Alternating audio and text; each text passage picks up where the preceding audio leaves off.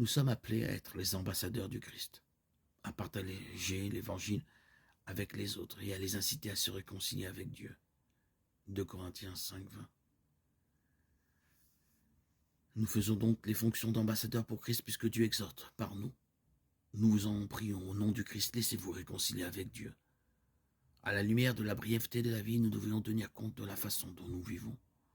Au lieu de vivre pour nous-mêmes, nous devrions vivre pour Dieu et faire le bien.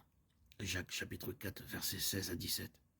Tu retourneras à la poussière devrait avoir un impact sur notre façon de vivre et sur ce que signifie notre vie. Dieu a formé chaque élément de la création avec sa parole. Il l'a dit et c'est arrivé. Mais Dieu a spécialement formé Adam à partir de la poussière du sol et a soufflé dans ses narines un souffle de vie. L'humanité est faite d'une combinaison de la terre et du souffle vivifiant de Dieu lui-même. La gloire de Dieu se trouve dans son souffle, en nous, tandis que le fait d'être fait de la poussière de la terre nous rappelle notre humilité et notre dépendance à son égard. La déclaration de Dieu à Adam selon laquelle tu retourneras à la poussière est définitive et lui a donné la conscience continue qu'un jour il mourrait physiquement. Pierre exhorte les croyants à se rappeler que nous sommes des pèlerins et des étrangers. Nous n'avons qu'une seule vie, elle sera bientôt passée.